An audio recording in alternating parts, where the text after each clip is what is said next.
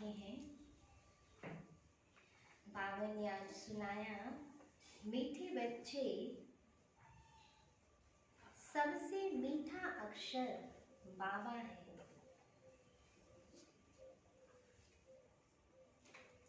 सबसे मीठा अक्षर बाबा है। तुम्हारे मुख से सदा बाबा बाबा निकलता रहे। तुम्हारे मुख से सदा बाबा बाबा निकलता रहे। सबको शिव बाबा का परिचय देते रहो। सबको शिव बाबा का परिचय देते रहो। बाबा ने प्रश्न पूछा, सतयुग में कोई मनुष्य तो क्या,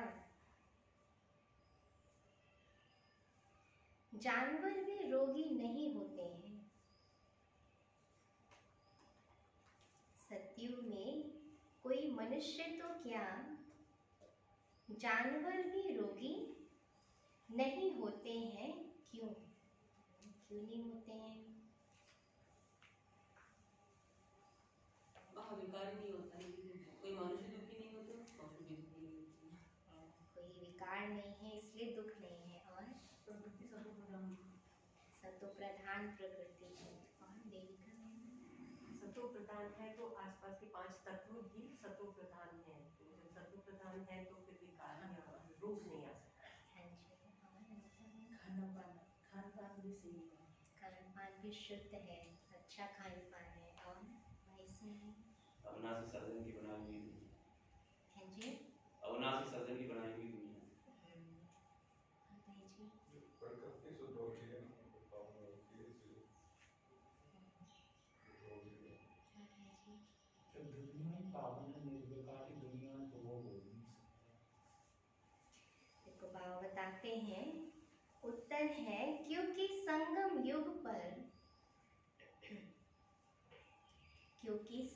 युग पर बाबा सभी आत्माओं का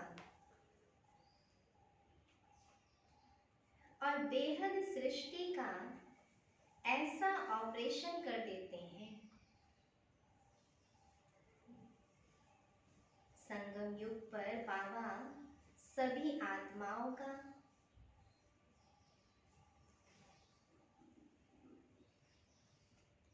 और बेहद सृष्टि का ऐसा ऑपरेशन कर देते हैं जो रोग का नाम निशान ही नहीं रहता। जो रोग का नाम निशान ही नहीं रहता। बाप है अविनाशी सर्जन। बाप है अविनाशी सर्जन। अभी तो सारी सृष्टि रोगी है। अभी तो सारी सृष्टि रोगी है। इस सृष्टि में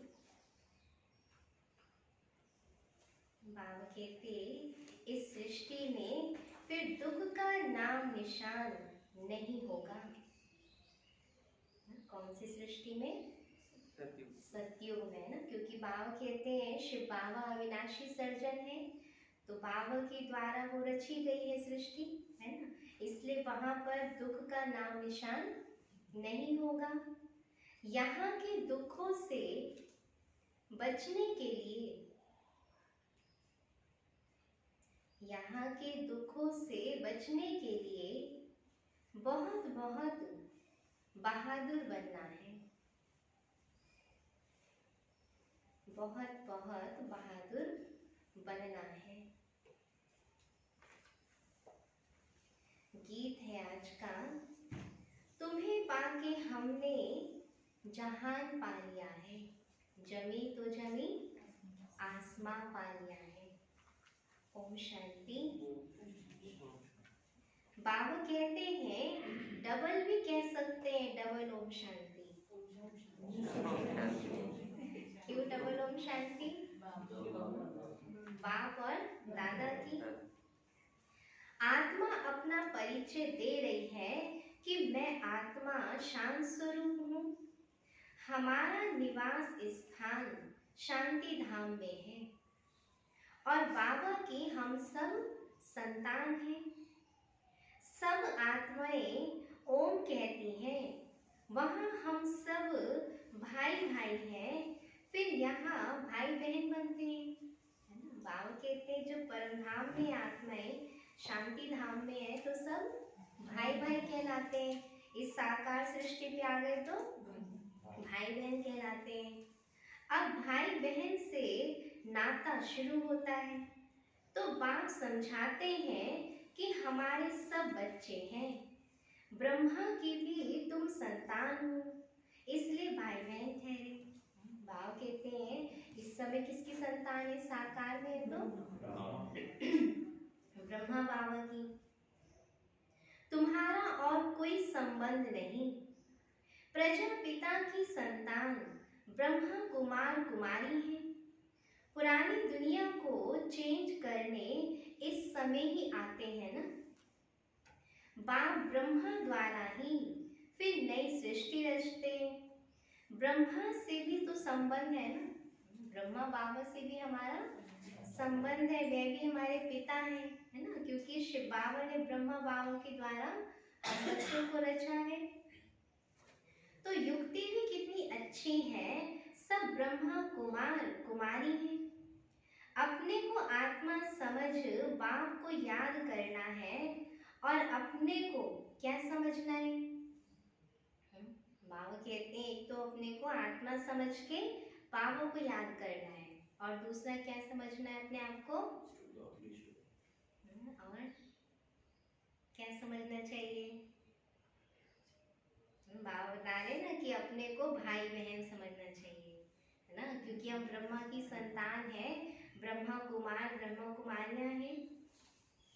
तो बाबा कहते हैं कि अपने को भाई बहन समझना है। क्रिमिनल आई नहीं रहनी चाहिए। यहाँ तो कुमार कुमारी जैसे बड़े बड़े होते जाते हैं तो क्रिमिनल आंखें क्रिमिनल बनती जाती हैं, फिर क्रिमिनल एक्ट कर लेते हैं।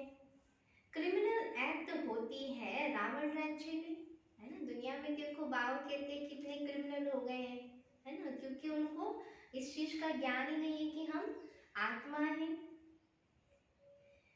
सतयुग में क्रिमिनल एक्ट होती नहीं है, क्रिमिनल अक्षर ही नहीं होता है। यहाँ तो क्रिमिनल एक्ट बहुत है, उनके लिए फिर कोर्ट आदि भी है। दुनिया में कोई भी क्राइम करेंगे तो उसके लिए कोर्ट आदि बनाया है। वहाँ तो कोर्ट आदि होती ही नहीं है, ये भी वंडर है ना। उस दुनिया में बाबा कहते ना कोई पाप कर्म है न कोई विकार है, इसलिए वहाँ ये कोर्ट कचहरी की भी आवश्यकता नहीं है। न जेल न पुलिस न चोर आदि होते हैं। यह सब है दुख की बातें जो यहाँ हो रही हैं। इसलिए बच्चों को समझाया गया है यह तो खेल है सुख और दुख का, हार और जीत का। इनको भी तुम समझते हो, गाया हुआ भी है ना, माया से हारे हार माया से जीते जीत। इसलिए बाबा कहते इस समय जो है हमें किससे जीतना है? माया से जीतना, उसके साथ युद्ध चल रही है। माया पर जीत बाप आकर आधा कल्प के लिए पहनाते हैं, फिर आधा कल्प हारना पड़ता है। तो यह कोई नई बात नहीं है, क्योंकि बाबा कहते हैं खेल क्या होता है? चलता है। हम हारे, अभी हार गए, फिर क्या होगी हमारी? फिर जीत होगी, फिर द्वापर से फिर हारेंगे। तो बाबा कहते हैं हार जीत का खेल है। जिसे कहते हैं ना जीवन में संघर्ष और हर्ष दोनों का बैलेंस है, सुख दुख, ऐसी बाबा कहते हैं हार जीत का भी है। तो यह कोई नई बात नहीं है, यह तो साधारण पाई पैसे का खेल है।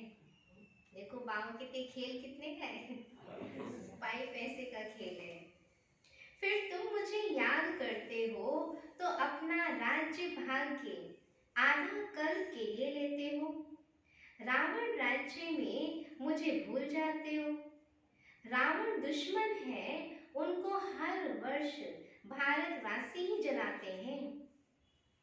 जिस देश में बहुत भारतवासी होंगे वहां भी जलाते होंगे, है ना। बाहर की कंट्रीज में बाबा कहते हैं कोई वहां पे भी अगर ज्यादा भारतवासी होंगे तो दशहरा वहां भी मनाएंगे। अब देखो आ रहा है दशहरा, है ना, क्या करेंगे, बड़े से बड़ा रावण बनाकर जलाएंगे। तो बाबा कहते हैं कहेंगे ये भारतवासियों के धर्म का उत्सव है। दशहरा मनाते हैं तो बच्चों को समझाना है कि वह तो हद की बात है। रावण राज्य तो अभी सारे विश्व पर है, सिर्फ लंका पर नहीं है। विश्व तो बहुत बड़ी है ना, सारी सृष्टि में क्या है इस समय रावण का राज्य है। तो रावण कैसे मरेगा सारी सृष्टि से? हाँ, कैसे मरेगा शकुंतला में? सारी सृष्टि का रावण कैसे मरेगा? विजय बावन का ना, जब आप खुद के ऊपर विजयी बनोगे, माना विकार तो अंदर है ना।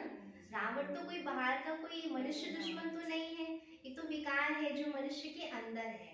तो बाबा कहते हैं उसको जीतोगे तो ये रावण सारी सृष्टि से धीरे धीरे खत्म हो जाएगा। तो इसलिए बाबा समझाते हैं, बाप ने समझाया है ये सारी सृष्टि सारी सागर पर खड़ी है। मनुष्य कहते हैं कि नीचे एक बैल व गौ है जिनके सींग पर सृष्टि खड़ी है। फिर थक जाते हैं तो क्या करते हैं, है ना, उस जब एक सींग पे रखी है ना सृष्टि, जब वो थक जाती तो अपनी सींग चेंज करती, और जब चेंज करती तो क्या होता है, तो धरती हिलती है। ऐसा सुनते थे ना। तो बाबा कहते हैं ऐसा होता नहीं है। अब यह तो बात है नहीं ना, पृथ्वी तो पानी पर खड़ी है, चारों तरफ पानी ही पानी है। तो अभी सारी दुनिया में रावण राज्य है। फिर राम अथवा ईश्वरीय राज्य स्थापन करने बाप को आना पड़ता है। सिर्फ ईश्वर कहने से भी कह देते कि ईश्वर तो सर्वशक्तिमान है, सब कुछ कर सकते हैं, फालतू महिमा हो जाती है ना। अगर खाली ये कह देते कि हाँ ईश्वर है तो सब कुछ कर लेगा, नहीं। बाबा कहते मैं करता हूँ तभी मेरी महिमा है। खाली ईश्वर कह दिया कि भगवान सर्वशक्तिमान है, सब कुछ कर सकता है और कुछ करेगा तो फिर तो बात जचती नहीं है ना। इसलिए बाबा कहते मैं भी मुफ्त में महिमा नहीं लेता हूँ, मैं भी करता हूँ आकर कार्य, और तभी महिमा है बाबा की। तो बाबा कहते हैं, शिव बाबा समझाते हैं हमेशा बाबा बाबा कहना चाहिए। ईश्वर व प्रभु आदि अक्षर भूल जाने चाहिए। क्या कहते हैं अभी सारे दिन में, है ना। जैसे पहले क्या निकलता था, हे भगवान, ईश्वर, है ना, प्रभु, ये सब कहते थे ना। अभी क्या निकलना चाहिए हमारे मुख से, हाँ बाबा कहते हैं, ऐसा कहना चाहिए। बाबा ने कहा है मामेकम याद करो।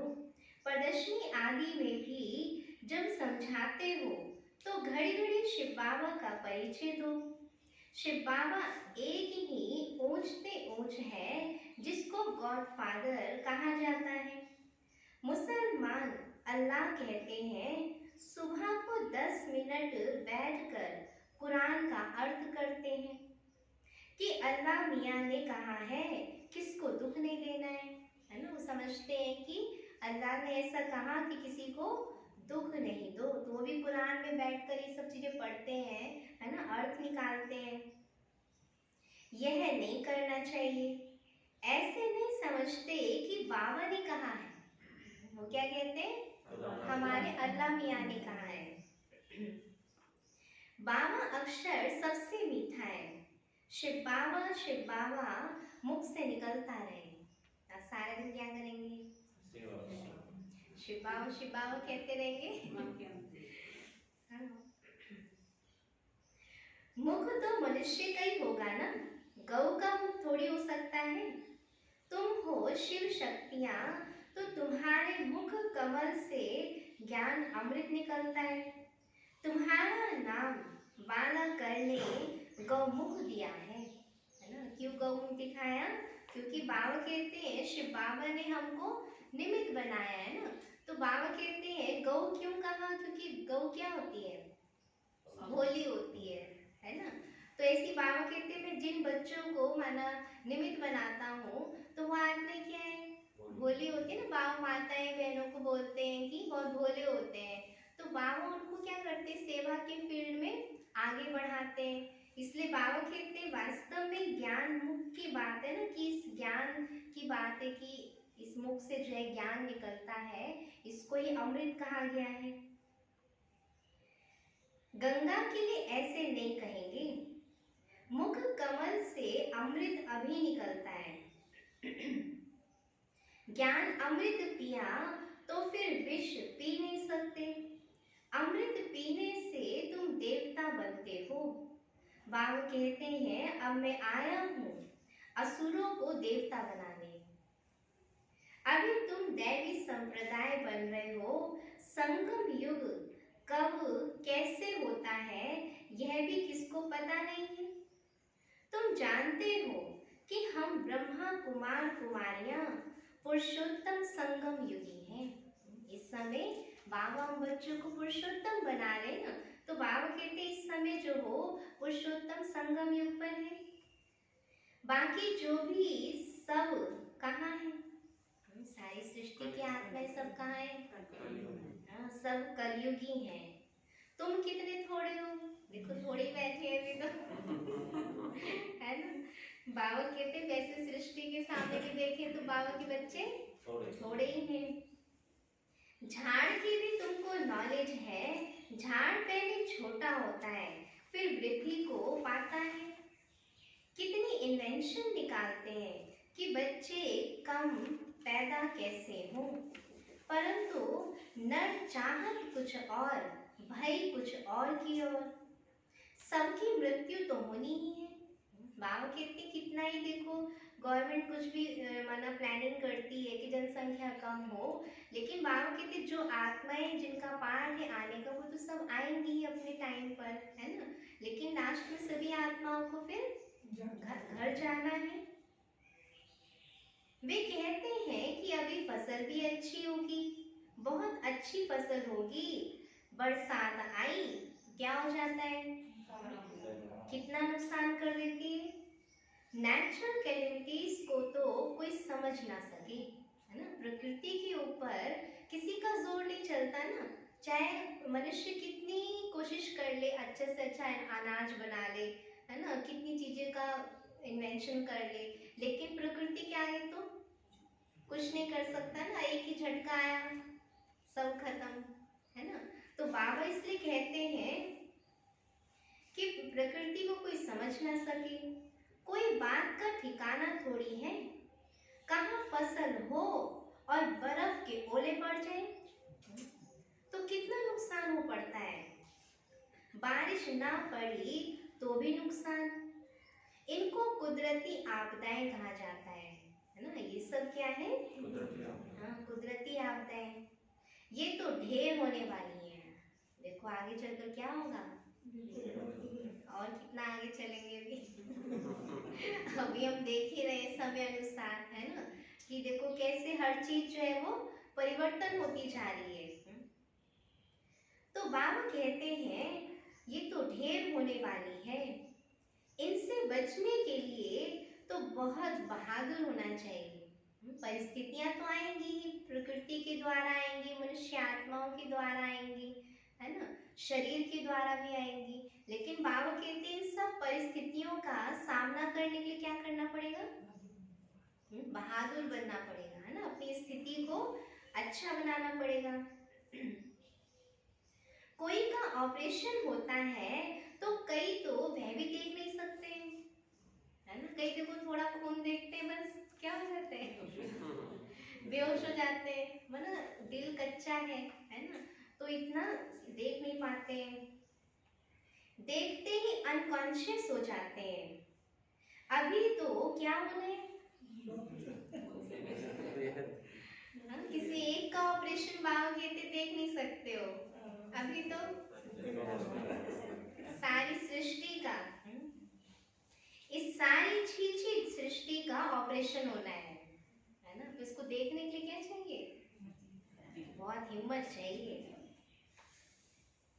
बाप कहते हैं मैं आकर सबका ऑपरेशन करता हूँ, सारी सृष्टि रोगी है, अविनाशी सर्जन भी बाप का नाम है ना, वह सारे विश्व का ऑपरेशन कर देंगे, जो फिर विश्व में रहने वालों को कभी दुख नहीं होगा, है ना। जैसे होता है ना, कोई बीमारी हो जाती है, हाँ, दवाई देते रहे देखा दवाई से अब ठीक नहीं हो रहा है, फिर क्या करते हैं, इंजेक्शन देते हैं दूसरा करते हैं इंजेक्शन देंगे, इंजेक्शन भी अब काम नहीं कर रहा है, फिर ऑपरेशन करते हैं, है ना। बीमारी क्योंकि बड़ी है, ऑपरेट करना पड़ेगा उसको, तभी बाबा कहते हैं ऐसी सृष्टि की हालत हो गई है।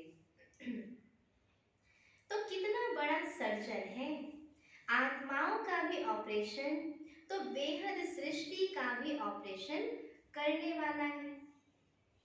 वहां मनुष्य तो क्या जानवर भी रोगी नहीं होते हैं, हाँ, इतनी सुंदर दुनिया होती है, जो बाबा कहते हैं वहां के जानवर भी कभी रोगी नहीं होंगे।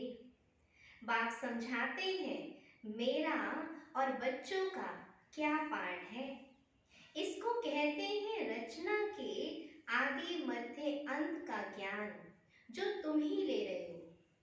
इस समय ही बाबा कहते तुम ही ये सारा ज्ञान प्राप्त करते हो। तो बच्चों को पहले पहले तो ये बहुत खुशी होनी चाहिए, किस बात की खुशी होनी चाहिए, कि इतना ऊंचा ज्ञान है ना, इतनी ऊंची अथॉरिटी हमें दे रहे हैं, और कितना ऊंच बनाने के लिए दे रहे हैं। तो बाबा कहते हैं इस बात की बच्चों को बहुत बहुत खुशी होनी चाहिए। जब ये खुशी हमारी कायम रहेगी ना, तो जो परिस्थितियां आती है, जो बातें आती है हमारे सामने, वो इतनी फील नहीं होंगी। जैसे देखो शुरू में बाबा बताते थे ना कि जैसे उस टाइम पे लड़ाई चली, झगड़ा चला, है ना, तो बाबा बच्चों को अंदर क्या करते थे, ज्ञान योग से बहलाते थे, साक्षात्कार कराते थे। शुरू में ऐसा पाठ चला था, तो उससे क्या था, बच्चों की बुद्धि जो है बाहर की हलचल में जाती नहीं थी, हलचल में नहीं आती थी। तो वही सीन अभी होना है ना, अंत समय ही चल रहा है। तो बाबा कहते हैं इस समय अगर हमारी स्थिति बहुत अच्छी हम रखेंगे, खुशी में रहेंगे, है ना, तो जो परिस्थितियां आ रही वो हम पर हावी नहीं होंगी। इसलिए बाबा कहते हैं कि बच्चों को खुशी होनी चाहिए। आज सतगुरुवार है हमेशा क्या करना चाहिए, देखो बाबा को पता आज क्या है, सतगुरुवार है, तो हमेशा सत बोलना चाहिए। सिर्फ सतगुरुवार को हमेशा। व्यापार में भी कहते हैं ना कि सत्य बोलो, ठगी की बात नहीं करो, फिर भी लोभ में आकर कुछ जास्ती दाम बताकर सौदा कर देंगे। देखो बाबा सब देखते रहते हैं, बिजनेसमैन क्या करते हैं बीच बीच में, है ना, कुछ न कुछ गड़बड़ कर लेते हैं। तो बाबा इसलिए कहते हैं सच तो कभी कोई बोलते नहीं है, झूठ ही झूठ बोलते हैं, इसलिए सत्य को याद करते हैं। कहते हैं ना सत्य नाम संग है। सत्य कौन है, भगवान है ना, शिव बाबू को सत्य कहा गया है, तो उसी का हमेशा संग होना चाहिए। अभी तुम जानते हो बाबा जो सत्य है वही संग चलेंगे हम आत्माओं के। अभी सत्य के साथ तुम आत्माओं का संग हुआ है, तो तुम ही साथ जाएंगे ना। इस समय बाबा कहते हैं, है ना, तुम्हारा साथ किसके संग हुआ है, सत्य के संग, तो वही हमें साथ ले जाएंगे। तुम बच्चे जानते हो शिव बाबा आया हुआ है जिसको ही ट्रुथ कहा जाता है। वह हम आत्माओं को पवित्र बनाकर साथ ले जाएंगे एक ही बार। क्या करना हमें? एक ही बार साथ चलना है ना। बाबा कहते बीच में से नहीं जाना है। क्या करना है? हाँ, जाए तो हम बाबा के साथ जाए, है ना। बातें ऐसा पुरुषार्थ करो जो बाबा अपने साथ ही हमें लेकर जाए, प्यार से लेके जाए। सतयुग में ऐसे नहीं कहते हैं कि राम राम संग है या सत्य का नाम संग है। नहीं, बाप कहते अभी मैं तुम बच्चों के पास आया हूँ तो नैनों पर बिठाए ले जाता हूँ। यह नैन नहीं है, तीसरा नेत्र है। बाबा कहते इस नैन की बात नहीं है, लेकिन तीसरे नेत्र की बात है, माने ज्ञान की बात है ना, कि बाबा बच्चों को पावन बनाकर साथ ले जाते हैं। तुम जानते हो इस समय बाप आए हैं, साथ ले जाएंगे। बाकी शंकर की बारात नहीं है, यह तो शिव के बच्चों की बारात है। गायन करते हैं ना कि शिव की बारात गई तो क्या होगा उसमें? सब जाते हैं, है ना। तो बाबा कहते वास्तव में ये शिव के बच्चों की बारात है। वह पतियों का पति भी है। कहते हैं तुम सब ब्राइड्स हो, मैं हूँ ब्राइड ग्रूम। तुम सब आशिक हो, मैं माशूक हूँ। माशूक तो एक ही होता है ना। तुम आधा कल्प से इस माशूक के आशिक हो, है ना। देखो कब से हम पुकारते आए थे, कब से याद करते आए थे, है ना, कि कब भगवान मिलेगा, कब उसके दर्शन होंगे, कब हमें वो जो हमारी प्यास है वो बुझेगी, है ना। तो बाबा कहते हैं कितनी देखो भक्ति आप सबने भी की होगी, हाँ, कितना ढूंढा भगवान को, है ना। तो बाबा वही बता रहे हैं कि कितना मनुष्य उस चीज के लिए खोज करता है, लेकिन पहचान नहीं होती तो भटकता रहता है, बहुत कुछ करता है। तो बाबा कहते हैं इसलिए आधा कल्प के हम क्या है? आशिक हैं भगवान के, ना। तुम आधा कल्प से मुझ माशूक के आशिक हो। अभी मैं आया हूँ, सब भक्तियां हैं। भक्तों की रक्षा करने वाला है भगवान। आत्मा भक्ति करती है शरीर के साथ। सतयुग त्रेता में भक्ति होती नहीं है। भक्ति का फल सतयुग में भोगते हो, जो अब बच्चों को दे रहा हूँ। बाबा कहते जो भक्ति का फल है वो सतयुग में भोगते हैं। तो भक्ति का फल क्या है? ज्ञान है ना। और ज्ञान से जो अभी हम प्रारब्ध जमा कर रहे हैं वो हम सतयुग में भोगेंगे। तो बाबा कहते हैं अभी बच्चों को दे रहे हैं, वह तुम्हारा माशूक है जो तुमको साथ ले जाएंगे। फिर तुम अपने पुरुषार्थ अनुसार जाकर राज्य भाग्य लेंगे।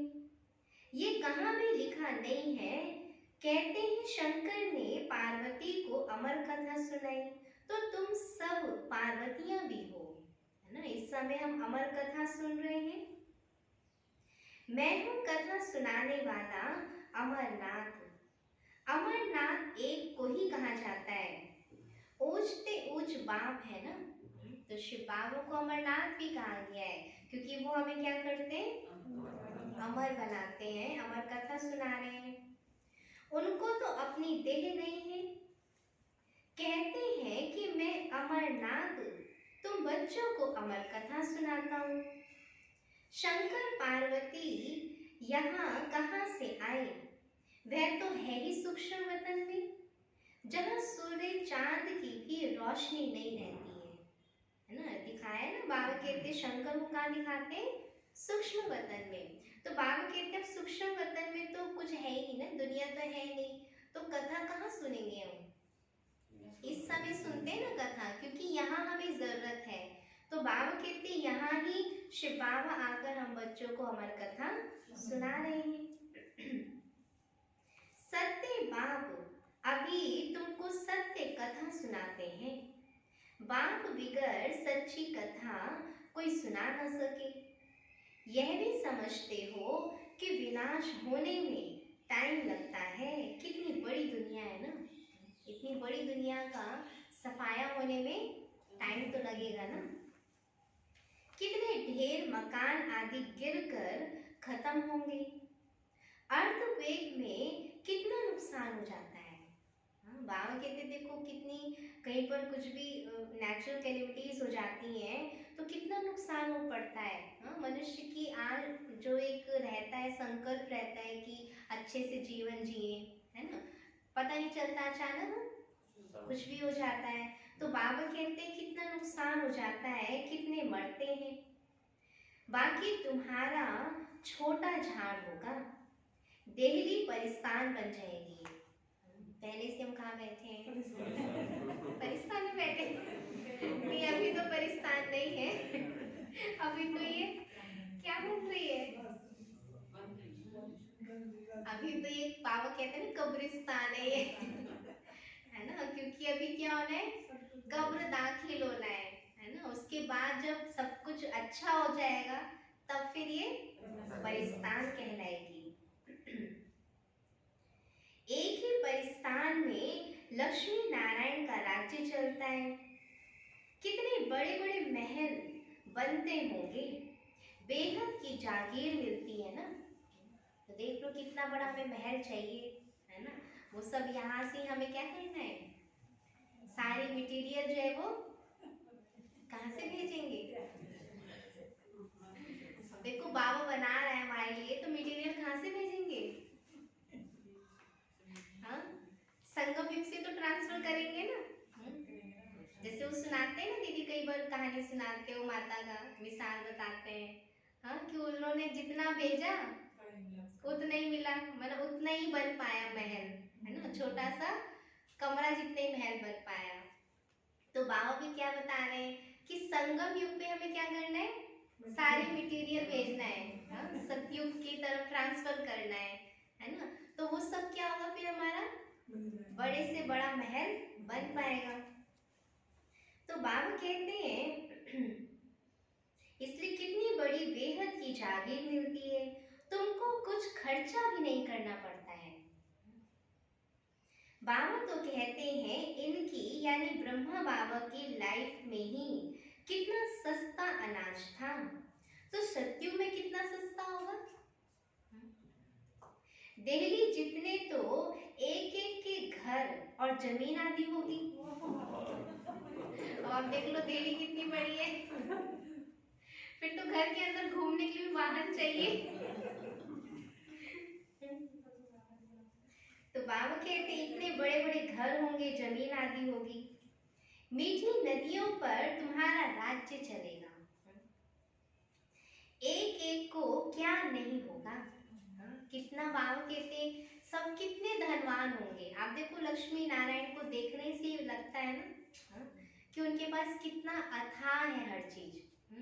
तो बाबा कहते हैं लेकिन वहाँ कोई प्रकार का टेंशन नहीं है, कोई दुख नहीं है, कोई इस बात की चिंता नहीं है कि कोई लूट ना ले जाए, है ना, कोई जमीन ना ले ले, इस चीज की वहाँ टेंशन नहीं है। तो बाबा कहते हैं सदा अन्न मिलता रहेगा, वहाँ के फल फूल भी देखते हो कितने बड़े बड़े होते हैं। तुम सुबीरस पीकर आते हो, कहते थे वहाँ माली है।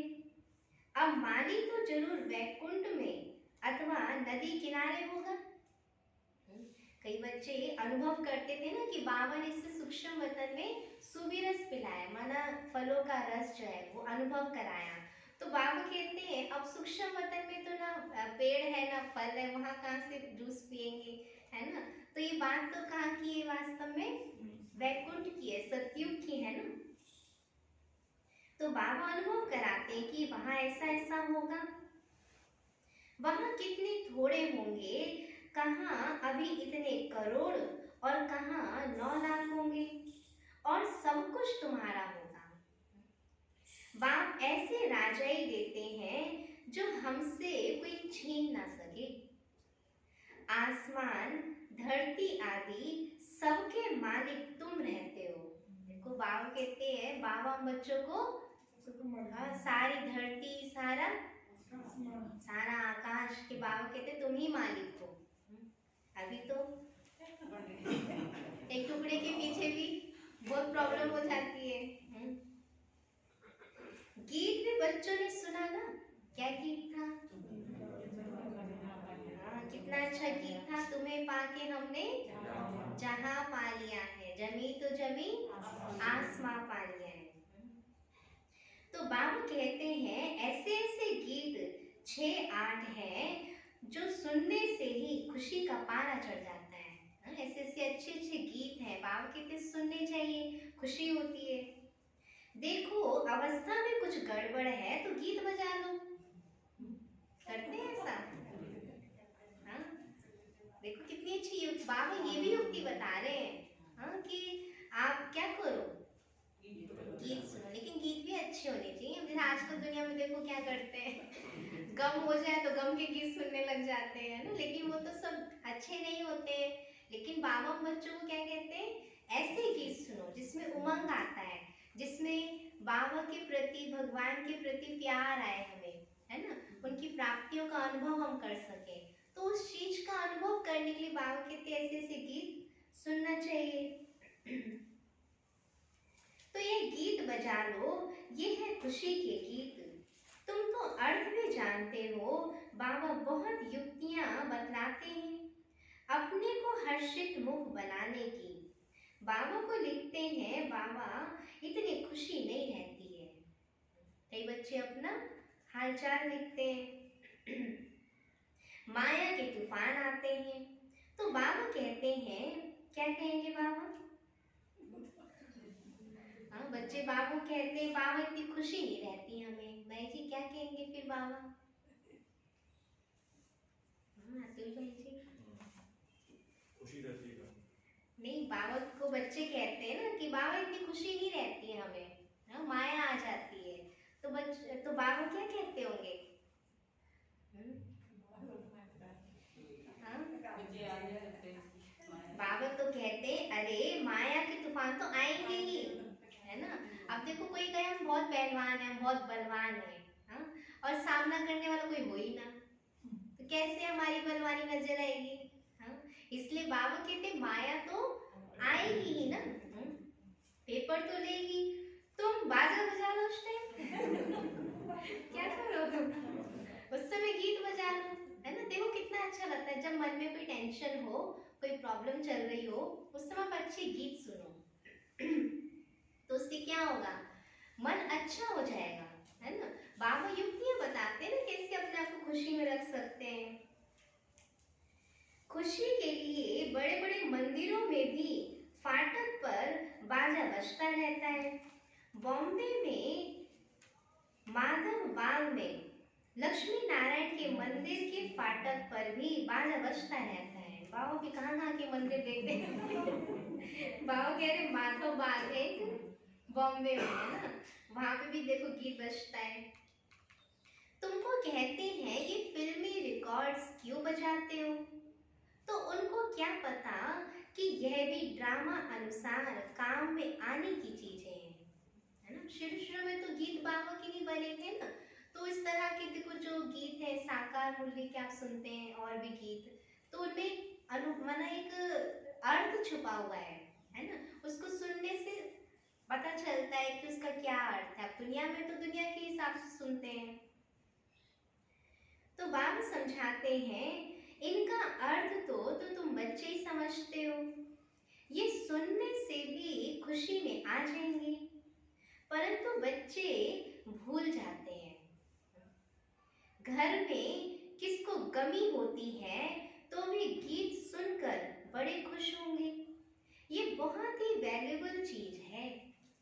इसलिए बाबा कहते हैं चलो आप अगर गम में नहीं हो, घर में भी कोई अगर परेशान है ना, कुछ अच्छे गीत बजा दो ताकि वो भी सुने तो थोड़ा उनका मन भी अच्छा हो जाए। कोई के घर में झगड़ा चलता है, बोलो भगवानुवाच काम महाशत्रु है, इन पर जीत पाने से हम विश्व के मालिक बनेंगे, फिर फूलों की वर्षा होगी, जय जयकार हो जाएगी, सोने के फूल बरसेंगे। तुम अभी कांटे से सोने के फूल बन रहे हो ना, फिर तुम्हारा अवतरण होगा, बाकी फूल नहीं बरसते लेकिन तुम फूल बनकर आते हो। खुद ही क्या बन जाएंगे हम? मनुष्य समझते हैं सोने के फूल बरसते हैं। एक राजकुमार विलायत में गया, वहां पार्टी दी थी, उनके लिए सोने के फूल बनवाए। बाबा कहते सबके ऊपर फिर वर्षा की। बाबा ने देखा, उस समय की बात सुना रहे हैं। ऐसा हुआ होगा, है ना। पहले तो ये सब चीजें कॉमन ही होती थी। खुशी के मारे इतनी खातरी की, सच्चे सच्चे सोने के फूल बनाए। बाबा उनकी स्टेट आदि को भी अच्छी रीति जानते हैं। कौन से बाबा? ब्रह्मा बाबा। ब्रह्मा बाबा के समय की बात सुना रहे हैं ना, क्योंकि बाबा तो खुद ही क्या था? जौहरी था। वास्तव में तुम फूल बनकर आते हो, सोने के फूल तुम ऊपर से उतरते हो। तुम बच्चों को कितनी लॉटरी मिल रही है विश्व की बादशाही की। जैसे लौकिक बाप बच्चों को कहते हैं कि तुम्हारे लिए यह लाया हूं, तो बच्चे कितना खुश होते हैं। तो बाबा भी कहते हैं कि तुम्हारे लिए मैं बहिष्ट लाया हूं, तुम वहां राज्य करेंगे तो कितनी खुशी होनी चाहिए। कोई को छोटी सौगात देते हैं तो कहते हैं बाबा आप तो हमको विश्व की बादशाही देते हो, तो यह सौगात क्या है? कोई स्थूल रूप की सौगात छोटी सी दी, है ना, उसके बदले हमें भगवान क्या दे रहा है? पूरे विश्व की बादशाही। तो बाबा कहते हैं, बच्चे कहते हैं ना कि ये छोटी सौगात क्या है? अरे शिव बाबा की यादगार साथ रहेगी तो शिव बाबा की याद रहेगी और तुमको पदम मिल जाएंगे, है ना। बाबा के घर से देखो छोटी सी चीज हमें मिलती है, कुछ भी गिफ्ट के रूप में, तो क्या रहता है याद? बाबा ने दी। भले वो चीज छोटी सी चीज की कोई वो नहीं है, लेकिन देने वाला कौन है ना, उसकी याद रहती है फिर, चाहे वो चीज छोटी सी है ना। तो बाबा वही सुना रहे हैं कि यहाँ तो बाबा हमको बेहद की बादशाही देते हैं। अच्छा, मीठे मीठे सिकिलते बच्चों प्रति माता पिता बाप दादा का याद प्यार और गुड मॉर्निंग। रूहानी बाप की रूहानी बच्चों को नमस्ते। हम रूहानी बच्चों की रूहानी बाप दादा को याद प्यार गुड मॉर्निंग और नमस्ते। अच्छा, अभी हम सुनेंगे धारणा की पॉइंट। बाबा ने कहा, पहली पॉइंट है सत्य के संग वापस जाना है।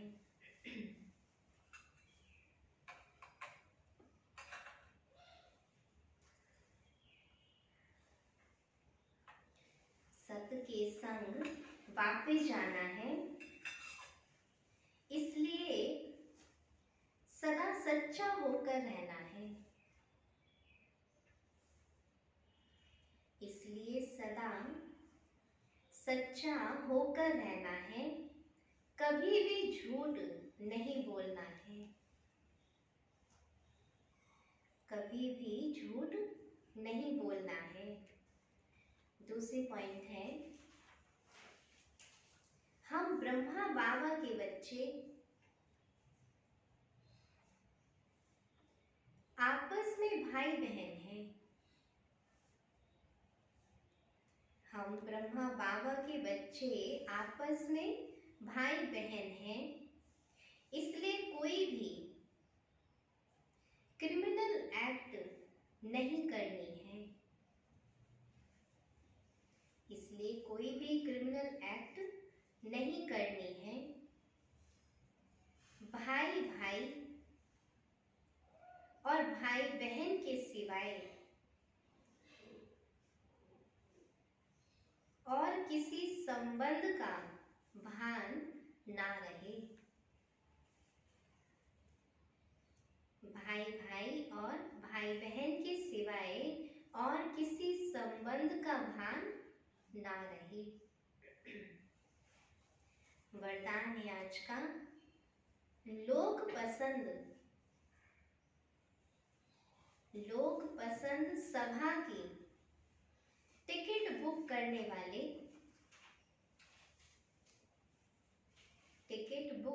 वाले राज्य सिंहासन अधिकारी भव।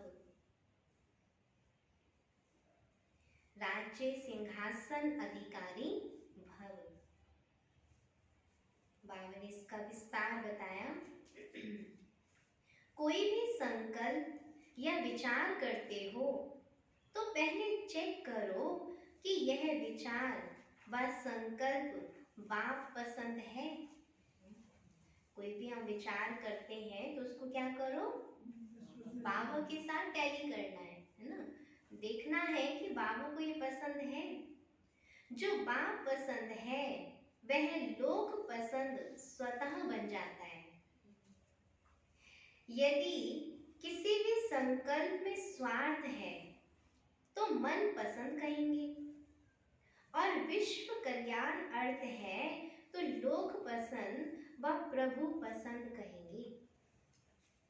लोक पसंद सभा के मेंबर बनना अर्थात लॉ एंड ऑर्डर का राज्य अधिकार व राज्य सिंहासन प्राप्त कर लेना ना। बाबा कहते लोक पसंद सभा का मेंबर बनना माना लॉ एंड ऑर्डर का राज्य अधिकार व राज्य सिंहासन प्राप्त कर लेना है ना। कि हमेशा जो है बाबा कहते लॉ में रहना है ना। हमें नियम कायदे में जितना हम चलते हैं तो उतने हमारे फायदे होते हैं, है ना। इसलिए बाबा ने कहा अपने संकल्पों तक को भी क्या करो, चेक करो, बाबा के साथ मैच करो। स्लोगन है आज का, परमात्मा साथ का अनुभव करो। परमात्मा साथ का अनुभव करो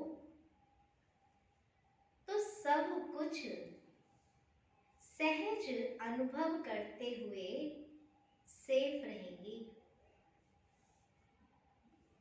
तो सब कुछ सहज अनुभव करते हुए सेफ रहेंगे, है ना। चाहे कुछ भी होता रहे, लेकिन अगर बाबा का साथ है ना हमें, तो कोई भी बात हमें मुश्किल नहीं लगेगी, है ना। सहज लगेगी और हम सेफ रहेंगे। अच्छा, ओम शांति।